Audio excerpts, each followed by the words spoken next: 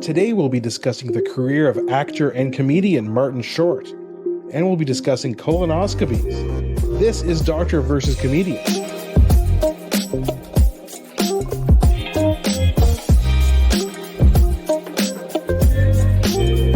I'm Dr. Asif, and this is the Doctor of Laughs. Not a real doctor. Ali Hassan. Every episode I pick a topic for Ali from comedy and entertainment, and I question him about it. Then Ali picks a topic from medicine and health and grills me on that topic. Today we'll be discussing the career of actor and comedian Martin Short, in response to an article that recently appeared in Slate magazine. And then what's the connection between Martin Short and colonoscopies? We'll discuss that in our second half. Cliffhanger.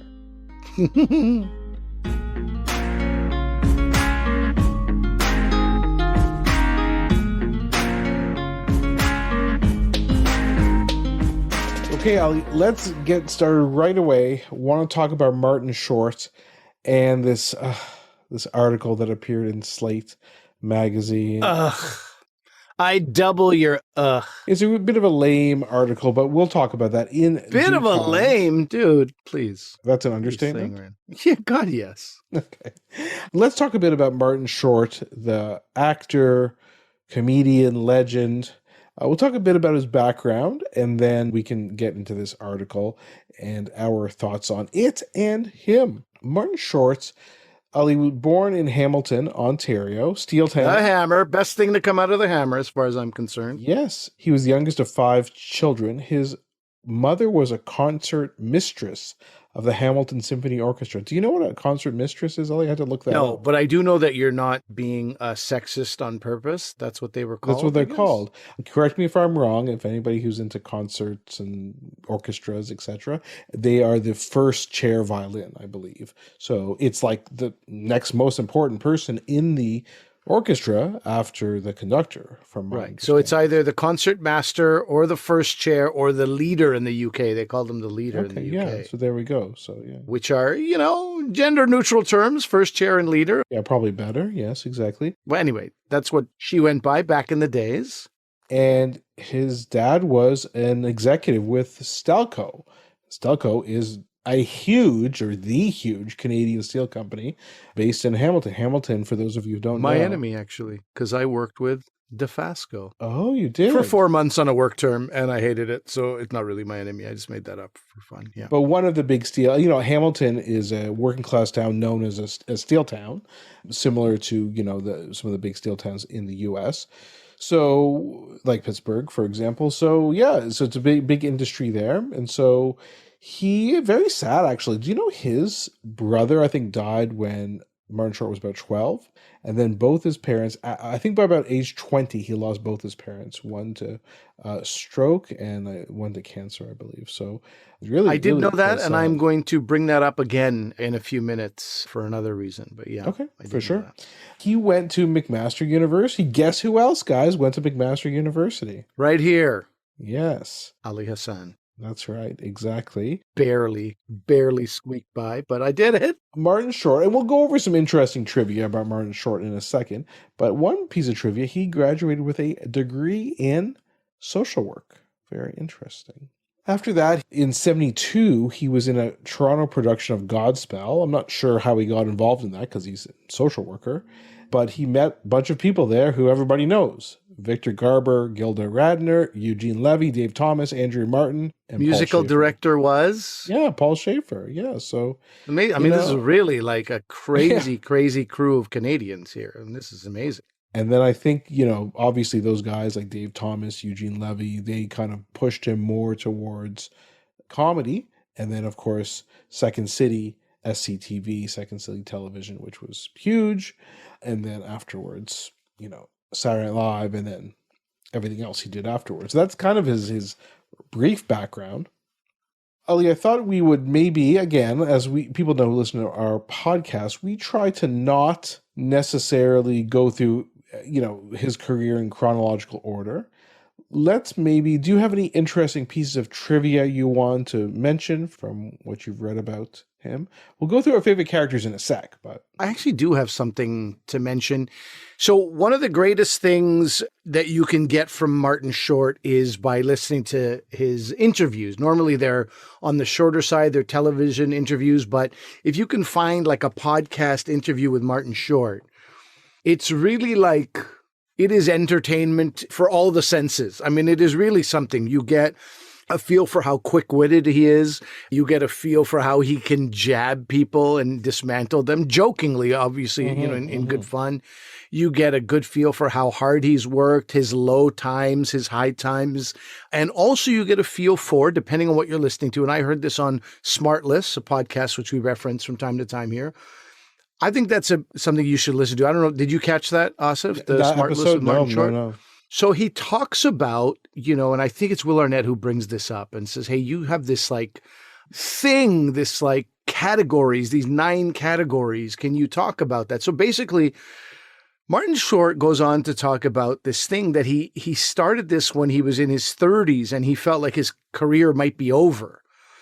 Saturday Night Live had happened, a few other things had happened, and then nothing was going on for him. I think it was like a few years in a row where he was just not getting anything. I think it was 3 years of employment as an actor, or at least consistent employment. It was dried up. It was at a time where he thought his career was going to take off. And he said, okay, he had this experience where he was like, I'm in incredibly frustrating state of limbo. My career is not in my hands. And he said that, he would go into the subway and every time the doors would close in the subway, it felt like that was his career closing, more doors, metaphorical doors closing against him. So he was kind of losing it a little bit. And what he did is he developed this self-evaluation system, and they're called the 9 categories. Right before this podcast, I was like, I wrote this down and made a binder of this. I was so inspired. Never used it. And not only that, can't even find the binder. I had 20 minutes before this podcast. I couldn't find it. I was like, no, I'm going to go look for it again a second time. Still couldn't find it. More proof that I'm nothing like Martin Short, and he's such a gem of a human being. So the 9 categories are as follows. Number 1 is yourself, okay? Your own personal health, safety. Category 2, immediate family. Category 3, original family, people you grew up with. Immediate family meaning your spouse and children. Original family.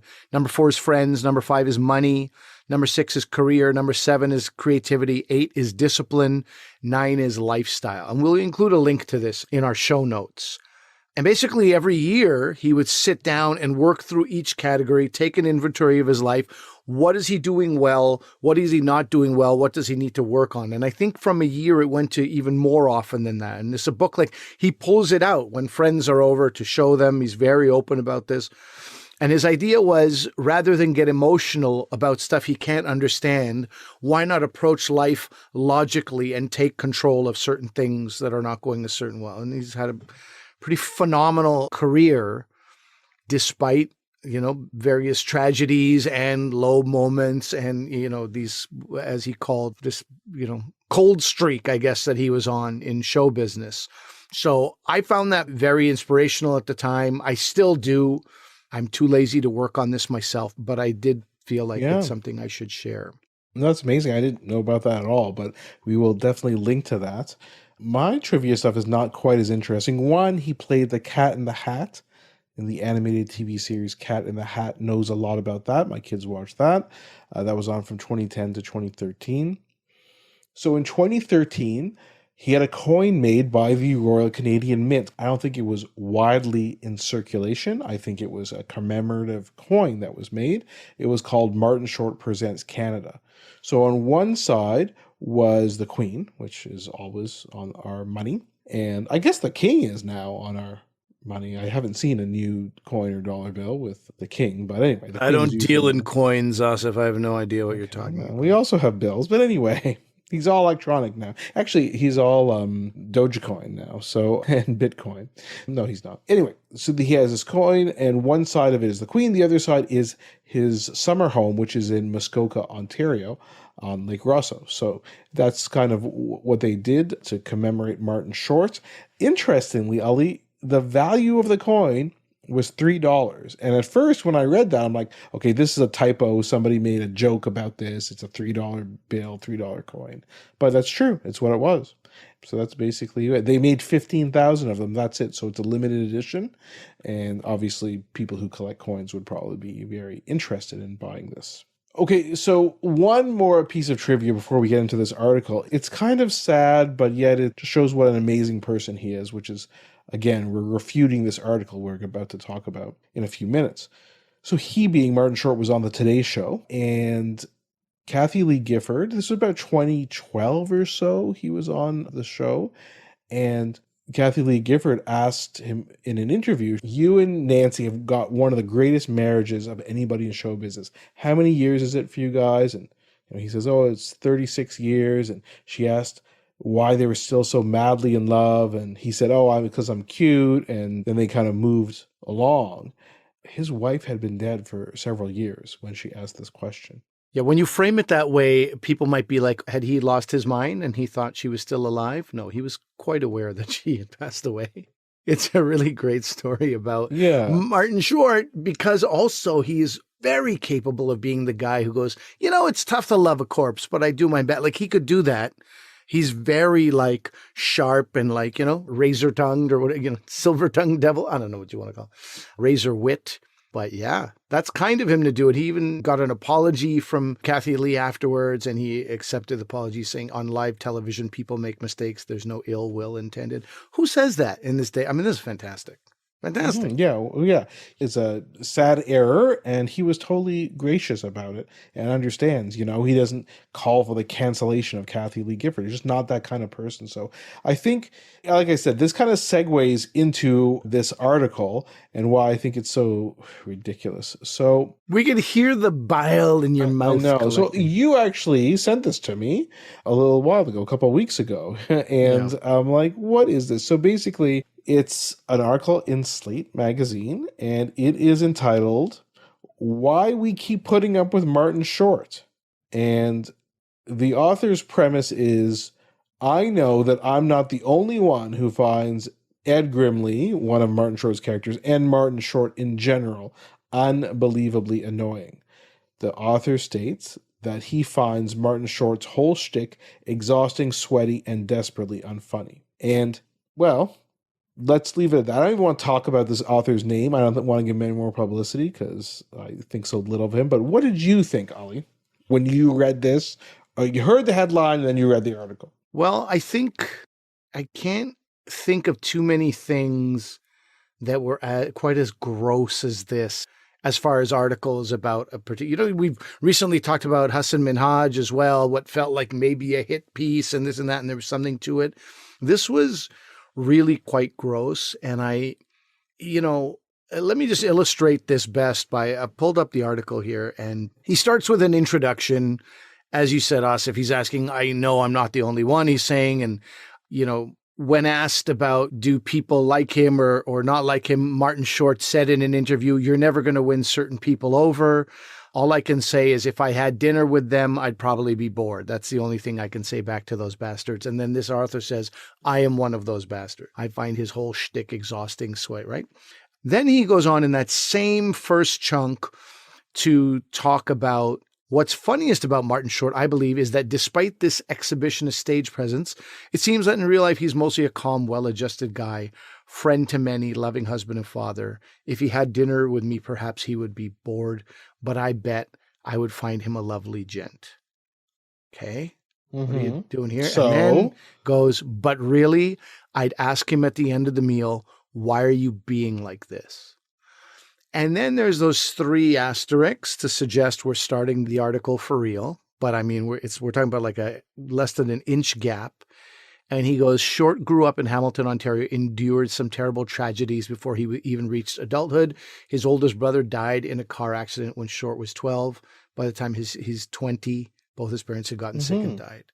What kind of piece of garbage human being goes from, why are you being like this, to the saddest part of his life without any kind of palate cleanser of any kind? I mean, even if I could have kept the openest of open minds, it was gone right there. I was like, oh, you're an absolutely gross person. I think, Ali implied that this is some clickbait garbage. And who's the editor who's looking at this? Because, again, Yeah, what I does mean, I that have to implied that do? to you in a phone call, us, if not Oh, on sorry, you this, in didn't say case that on anybody's air. wondering. Sorry. No, I haven't said it on air, but I still will. I'll imply that publicly. I'll say it right out Just loud. say it Actually. straight out. Yeah, Lee thinks don't it's worry about it. clickbait garbage. So, because who's the editor who's looking at this, right? Like, this doesn't even make any sense. How is your opinion of his humor relevant to his tragedy that happened in his family? He goes on to some of the other things in his life. Because then for the next, I don't know, 3 or 4 paragraphs, it's talking about his life in his early career, everything that we kind of just talked about. Yeah, but what? But how does that inform your opinion that he's just not funny? Like, why'd you just focus on his characters? I mean, he gets to that eventually. I don't know. It's all very bizarre. It's all very bizarre, and bizarre, I think, is the kindest way to describe it. But I think in the world of gross is somewhere where it really lives. And the best part about this article, of course, was really what I feel like was a unanimous showing of support and love for Martin Short, from Mark Hamill to Ben Stiller to some people were very, very succinct. I think Ben Stiller was particularly succinct. He was just like, he's very funny, end of story, right? He's a comedic genius, end of story. That's the whole tweet. And other people were like, they went into some more detail. Many people were like, man, I heard there's this article going around. I'm not even going to read it. I wouldn't even waste my time doing that. I know him. He's fantastic. So much love came out for this guy. So much that I was like, oh, maybe it was almost worth it. At least Martin Short doesn't have to walk around even thinking about this guy, because it was sort of proved that he was a nobody with a really hot garbage take. Yeah. And again, we talked about Hassan Minaj a few weeks ago, and we said you should read that article. You, the listener, should read it because it's very well written, very interesting article. You could say that's a hit piece, but that author backs it up with evidence for what they were, criticizing Hassan Minaj about. This is like, there's nothing here. It's not worth reading. And when Ali first told me about the article, so I hadn't read it. He's like, what about this controversy with Martin Short and this article? I said, well, I got to read it. I thought it was like he did something horrible to somebody. Maybe there's some sexual impropriety that's coming obviously a lot with the Me Too movement. No, it's nothing like this. This guy just doesn't like his humor. Okay. The worst part about this is this author is like saying, basically, everybody knows that Martin Short isn't funny. Everybody agrees with me. No one agrees with you. You're ridiculous. Well, I don't know. He says, I know there's people out there who agree with me. But yeah, the tone of why do we keep putting up with Martin Short? Why do you? Like, because the reason why you don't say, why do I keep putting up with Martin Short is because nobody cares about what you think. Yeah. The only other time I have found a take that was so poorly received and so quickly rebutted and with so much fervor and confusion and anger, there's a guy named Tom Nichols. I can't remember what he does, but anyway, he wrote about this after the fact. But he put out a tweet. Some people may know this tweet. Somebody had asked, first of all, they were like, what is your, controversial opinion about food? And he said, okay. He takes the bait and he goes, I think Indian food is terrible and we pretend it isn't. So this reminds me of this guy. If you say, I think Martin Short is terrible, it's great. We can ignore it. But don't do the we thing. Don't lump us in you're a loser. We have nothing to do with you.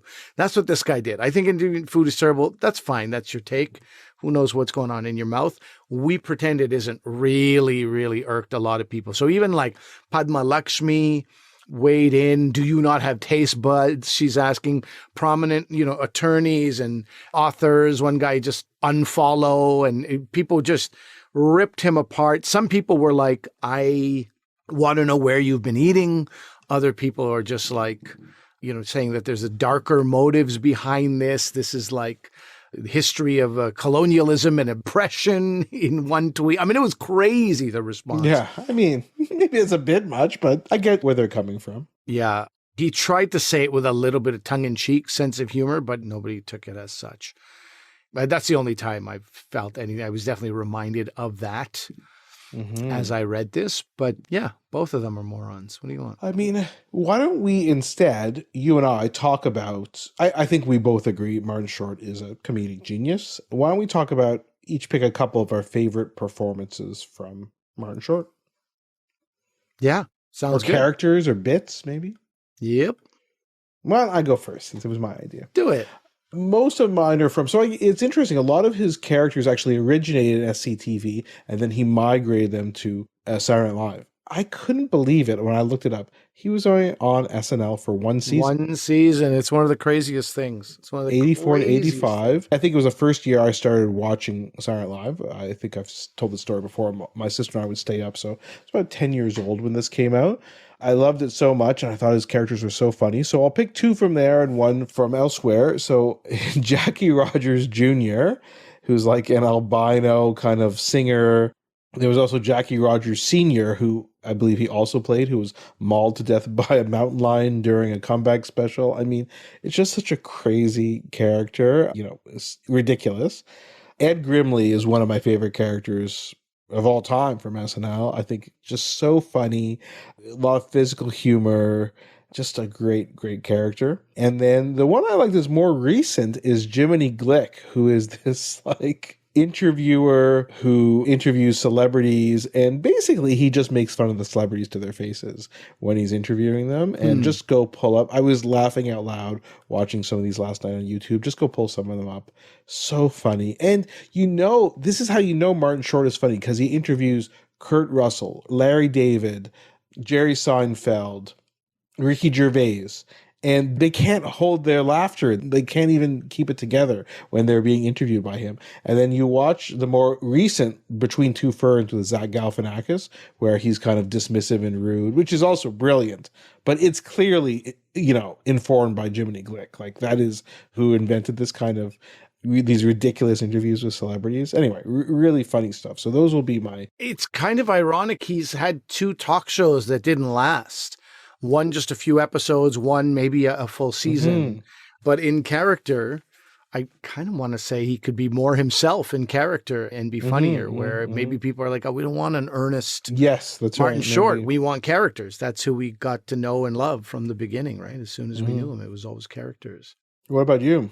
I would say, I can't believe you didn't mention the synchronized swimmers. That is only years later did I realize that was Harry Shearer, and it was Christopher Guest was part of that too. Yeah, it was the choreographer for them. Yeah, and this is those two guys, Christopher Guest in particular, Spinal Tap, and oh my God, what's the show about the show dogs?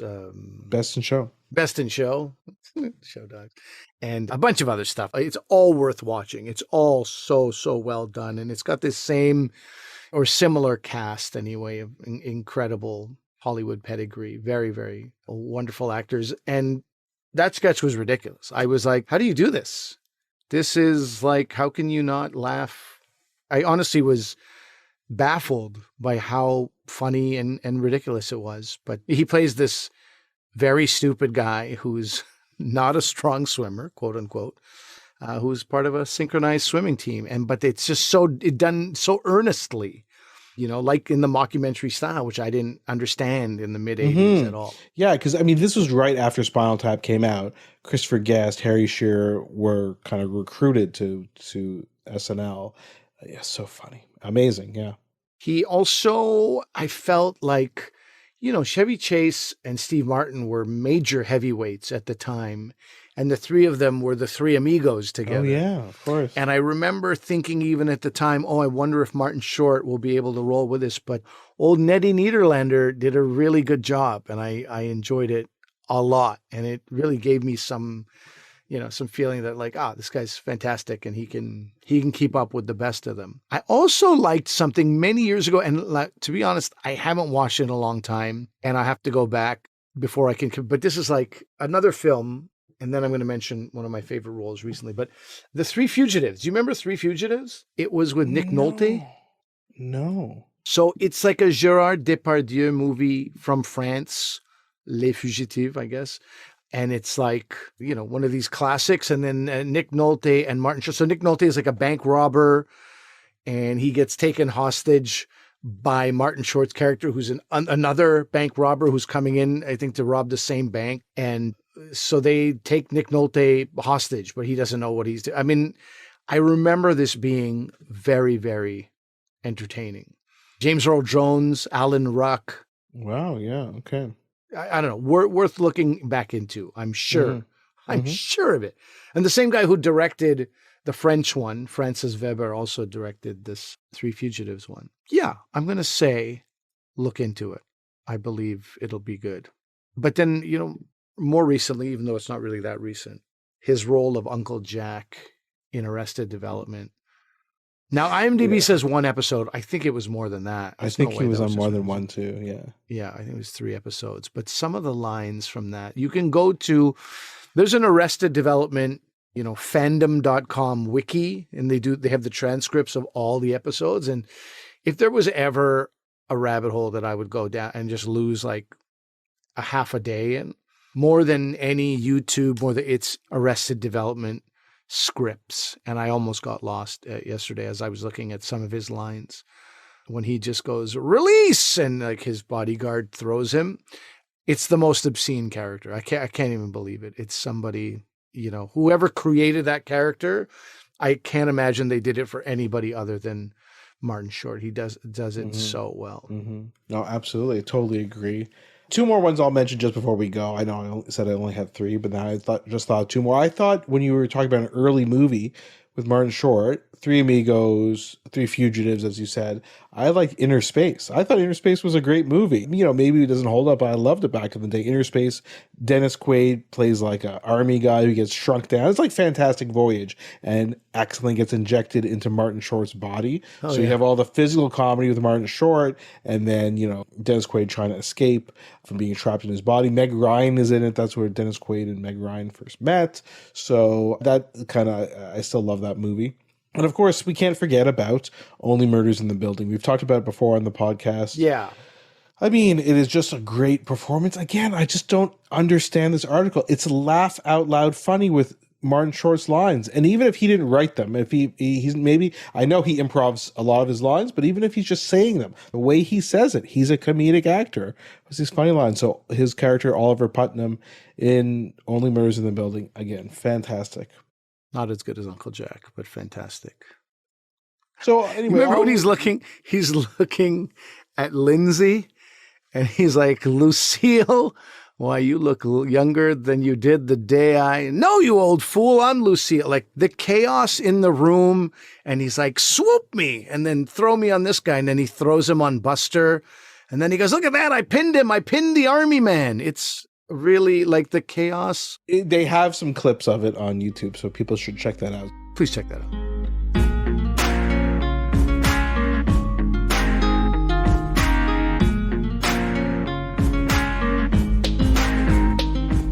Right. So the reason we bring up colonoscopies today is because we should have brought it up from episode 1. I mean, colonoscopies are always something worth discussing, but the real reason we're bringing it up is there is a connection with Martin Short.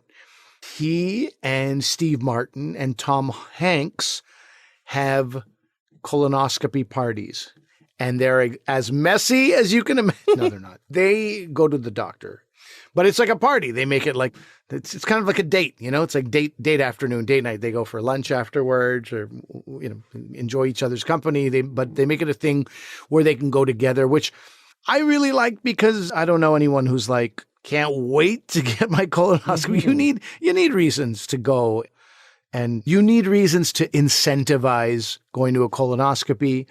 And what better reason going with your friends and having a good laugh after it's done. Now, Asif, you have had a colonoscopy. Yes. And by the way, just so you know, I don't have parties. And also, so we're clear, like Steve Martin, Tom Hanks, and Martin Short, they like get together, play poker, I think, watch movies.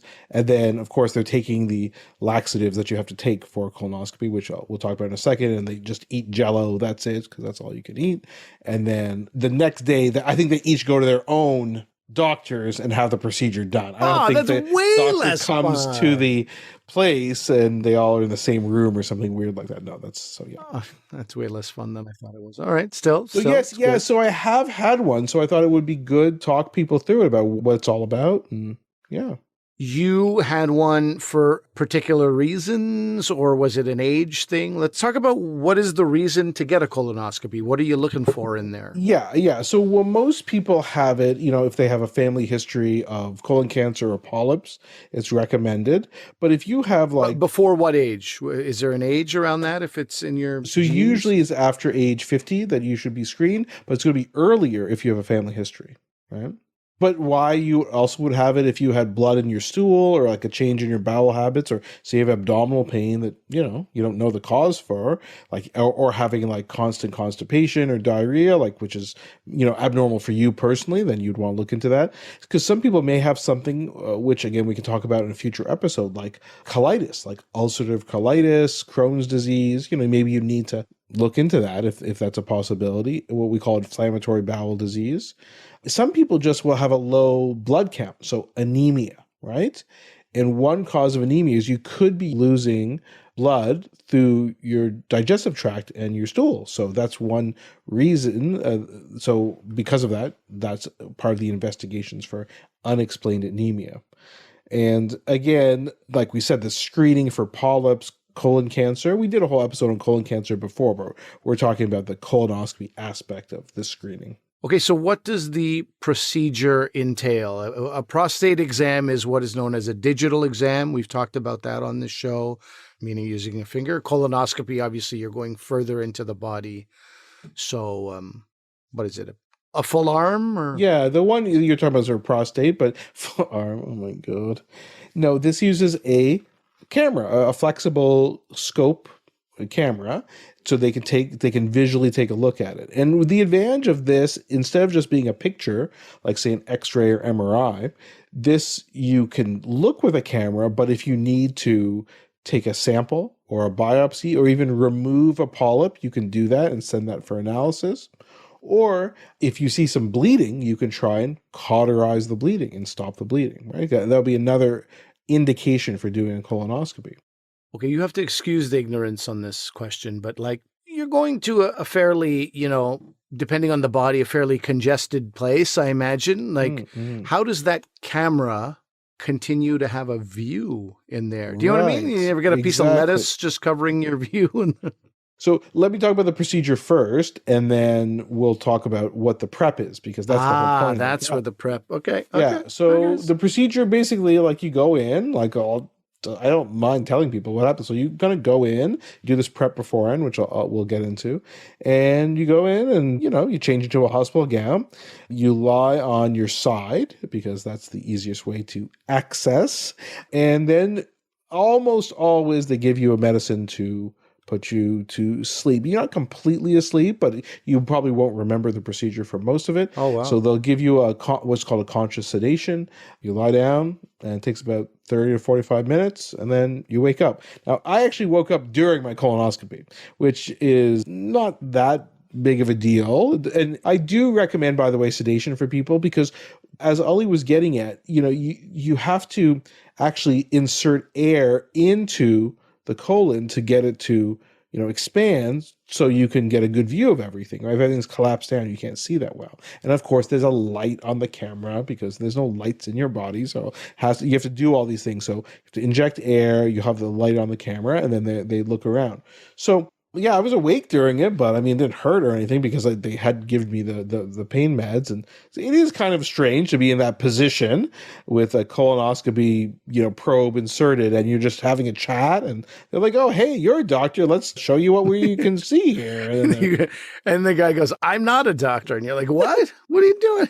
Who let you in this room?" Yeah. Do tell me this. How long are we talking about? How far into the body is it going? How long? Yeah. So good question. Yeah. So, okay, let's imagine your colon as being an upside down U. Okay.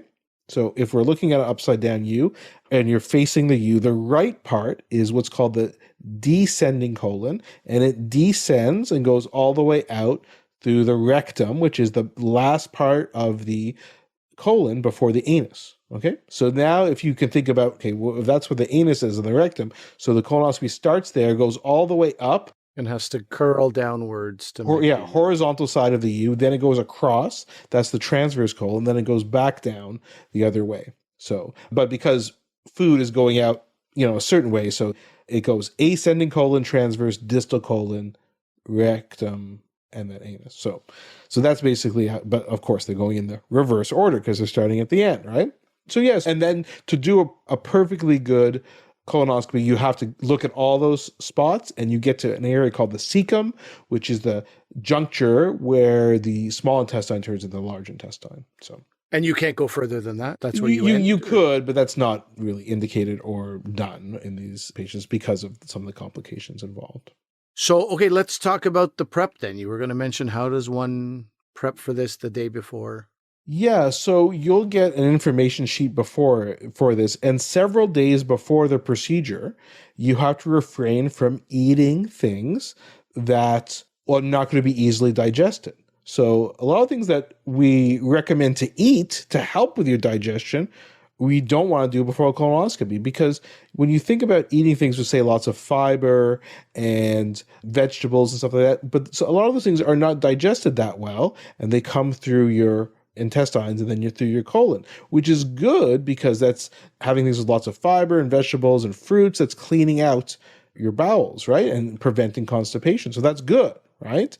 But in this case, you don't, because as Ali said, you don't want to end up, looking at a leaf of lettuce or a bunch of seeds or nuts. So no nuts, no seeds, no whole grain products. And they have a whole list of things you cannot eat in preparation for the Jell-O you alluded to earlier. So Jell-O's, in case right. The all clear on Jell-O. What else? Yeah, so 24 hours beforehand, you're really just supposed to have what are called clear fluids. So clear fluids is any fluid that you can look and see through. So again, water is obviously fine. Most types of Gatorade juices are okay as long as, again, they're clear. So orange juice doesn't count, right? Because it's not transparent, but like apple juice would be okay. And so then for foods, you'd have to pick foods that are actually liquids in a solid form. So Jell-O's one, popsicles would be another, soup, like a broth type soup, but not a cream soup, right? So that's basically what you'd have to have. Like some people I know, they'll buy like Thai soup to get some flavor, but they strain out all the good stuff in it, so you just get the Thai broth, and then you eat that. So it's not ideal. It's fine. I mean, are you hungry? Yeah, it's okay. I didn't really find it that bad. Like, it's just not the eating that's the problem. Oh, you have to avoid red food coloring too, right? Because that could look like blood, and then you would be making an error, think something's blood when it's just the residuals. So that's not the only issue though, because that's just what you're eating, but you also have to get rid of everything in your bowels. So you have to use a laxative to basically cause diarrhea, like watery diarrhea. That's what you need to do in order to get rid of everything. So there's different things you can use, but most times you're prescribed something called PEG, which is polyethylene glycol. It's the most cost-effective, still the one that's used the most. Sometimes more cost-effective than a couple of tacos at Taco Bell? Huh? Take that, Taco Bell. Yeah. So you need to drink this. So I had to drink 4 liters, I think, of this. So you mix it with water. It comes as an electrolyte solution. You mix it with water. So the jug that you use, it's like a huge container. It tastes better if you refrigerate it, so you drink it cold. You can also sometimes add like Crystal Light or some sort of sweetener to it, but again, you have to avoid the things that are red food coloring. And basically, you take it. It tells you when to take it beforehand. You usually start the day before, and sometimes you have to get up in the middle of the night to take a dose. And you go to the bathroom a lot. I would say, for me, at least every hour, Wow. At least, once it starts working. Yeah, so it's like, again, it's not ideal. Well, it's like you have an imposed gastroenteritis. Exactly. That's basically what you're doing. You're creating watery diarrhea by taking this. It's like an insoluble medication that you're taking. So that is coming out. So, but it's not ideal. I don't love it, but you're doing this every couple of years. It's fine. Bit weird if you did. I don't love it. Feels like a real redundant statement there, but okay. So what about risks? I imagine there are some risks with the procedure, but I got to assume that they are far outweighed by the risks of getting colon cancer. And is that the only thing you're looking for when you do a colonoscopy? Is it just colon cancer, or are there other things that you can No, find? definitely other things like we said. You could be screening for bleeding. inflammatory bowel disease, bleeding, colitis, so you're looking for a bunch of different things. Yeah, so you're right in the sense that you have to balance the risks and benefits. Well, what are you looking for? What are you trying to rule out? How do you balance that with the potential risks? I mean, the simple things are like, afterwards, you're super tired, right? And because you just had sedation, you can't drive yourself home. You need to get someone to pick you up, drive you home. So you have maybe some mild bleeding afterwards. That's not a big deal. And of course, remember they just inserted very mild, like it's not an issue. And then they did some biopsies, or which I'll tell you about from my personal experience in a second, or they did some polyp removals. You could have a bit more bleeding, but for me, it was minimal. And of course, like this isn't really a side effect, but you can just imagine they put a bunch of gas in there. So gas has to come out. Go somewhere, yeah. So you'll be passing gas for a while as well, which is, again, normal and fine. And it's funny, the nurses are like, no, we want you to do it. Go ahead. And when you're recovering, because you have to, right? Like, you got to get rid of this air. So anyway, that's all fine. But there are potential, the biggest risk is, if it's possible, either maybe when they're doing a biopsy or maybe when they're doing a polyp removal or just in general, you could puncture the bowel, which is serious, and you may have bleeding and you may need a blood transfusion. You may need surgery. If you're at a colonoscopy center, they may need to transfer you to a hospital to have surgery if they puncture it. So that's not good. Is a low risk. They say about 1 in 1,750 cases.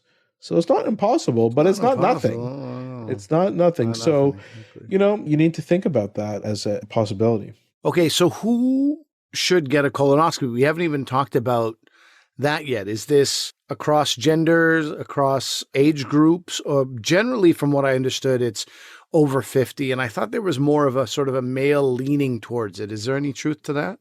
That is a bit more for colon cancer, but for this, they do recommend people start screening essentially over age 50. Depends where you live in terms of the exact guidelines, but around age 50 is when you should start screening. Now, if you have a first-degree relative diagnosed with colon cancer or adenomas, so polyps, younger than age 60, or if you have multiple first-degree relatives, then you should undergo screening maybe at age 40, or at 10 years younger than the earliest familial diagnosis, and then have repeat colonoscopies every 3 to 5 years. Your doctor will tell you how often they think they should do it. But that's certainly the people who have the family history of colon cancer. I think a lot of people would say you should just go to colonoscopy for that. But the question is for the person who has average risk, so no family history, and actually that's like myself, by the way. You got yours before 50, but that was not, you were not concerned about anything. That was just because I was getting close, and that's basically it. So average risk, what should you do? And this is where we talked a bit about this in the colon cancer episode, because people might be a bit confused, because in the US, basically they're a colonoscopy nation, right? That's what they do. That's why Martin Short, Steve Martin, Tom Hanks go for these colonoscopies every couple of years. The frequency you do that after age 50 depends on your personal history and what they've seen in the past, your family history, etc. So your doctor can talk to you about that. But in Canada, they don't use that. They do this a fecal occult blood test where they check your poop, essentially your stool, for blood, and if that's positive, then they may repeat that, or you may be sent for colonoscopy within a short period of time afterwards. So it's very interesting to read why people do that, and I'll get into my personal story in a second, and we can sort of talk about that. But the real reason why there's different practices is because in Canada, they just don't feel there's enough evidence in terms of a proper randomized controlled trial, in terms of looking at the stool testing versus colonoscopy, a trial looking at the risks of the procedure. Obviously, the colonoscopy would probably have more risks because it has that risk of perforation where the stool test wouldn't. And your risk of detecting colon cancer, having more severe colon cancer, dying of colon cancer versus, when you look at the screening for one to the other.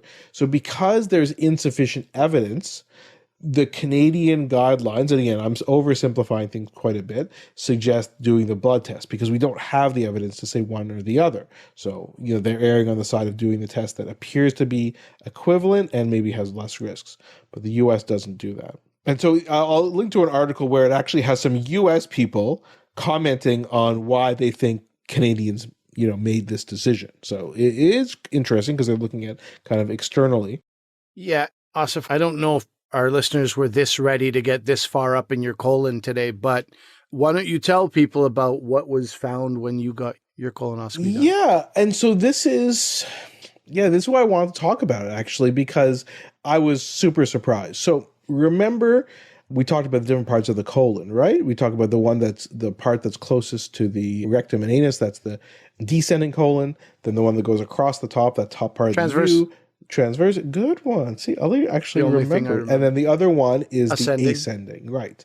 So colonoscopy looked fine. So I talked to the surgeon afterwards. So the person who, by the way, does it is usually a gastroenterologist or a surgeon who does. So mine happened to be a surgeon, super great guy.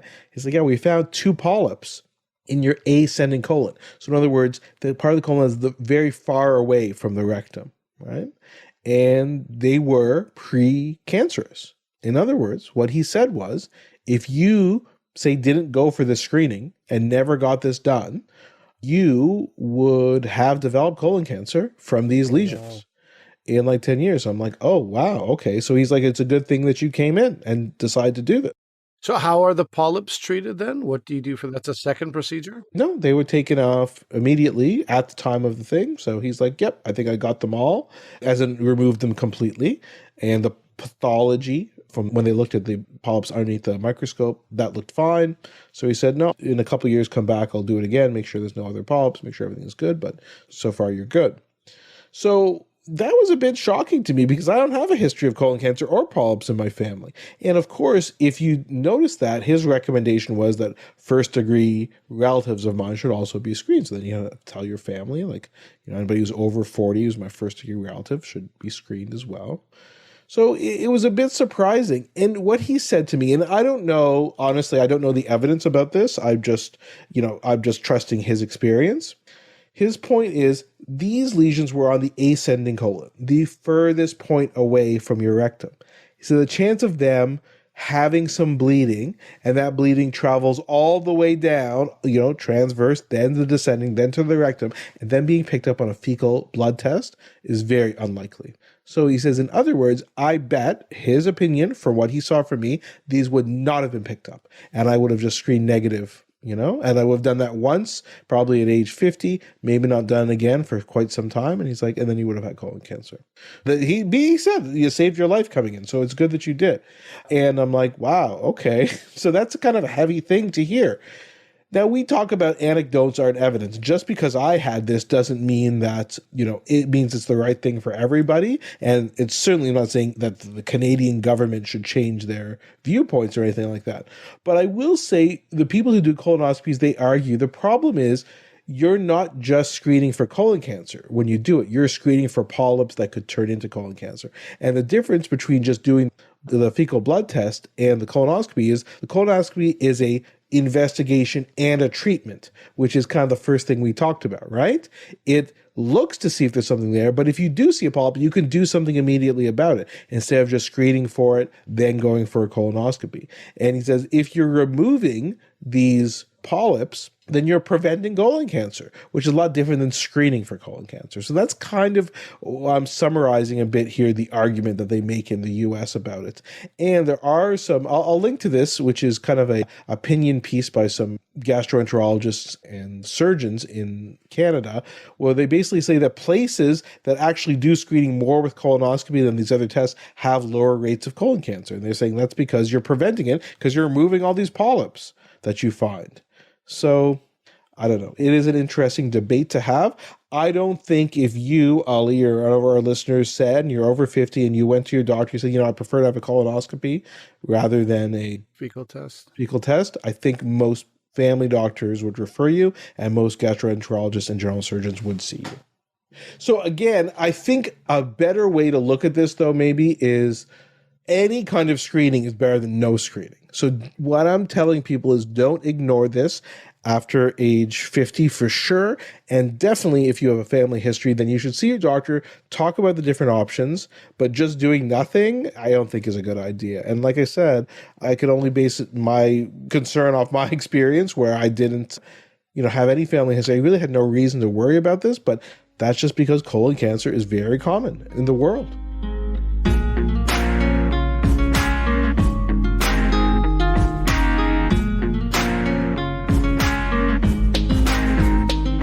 Okay, everyone, so that is our show for today. Let us know what you guys thought. Very curious to hear what you guys thought about Martin Short. Like I said, don't even read that article unless you want to really annoy yourself. But let us know your favorite Martin Short characters, bits, sketches. Did we miss anything? And let us know what you thought about colonoscopy. Again, it is somewhat controversial because there are different recommendations depending on where you live. But at the very least, like I said, get yourself screened if you're of the screening age or you have a family history. There's nothing wrong with having more information, and then your doctor can kind of guide you about what they think is most appropriate for you. Ali, anything to mention going on in October, November? I'll be in Kelowna. We'll be doing a CBC Radio Laugh Out Loud comedy recording in Kelowna on Friday, October 27th. And then I'll be in Winnipeg in mid-November at the Gas Station Arts Center, I believe it is, the Gas Station Theater. People can look that up if you're in Winnipeg. Imagine if you're just going to be at a random gas station. I mean, if I get a rental car, I might be there too. But this is the Arts Center, it's a great theater. And we're going to do a recording there. And besides that, plugging away at Run the Burbs so that it is available in January, but also worth mentioning that the Sort of is going to come out in November, season 3, and it is the final season of the show, sadly. Okay, great. Definitely two of my favorite shows on television right now, not just because you're in them. Yeah. But remember that although I'm a doctor, I'm not your doctor. Medical issues we talk about are for your interest and information only, and they're not medical advice. Please consult your medical professionals for actual medical advice. Thanks for listening. Bye.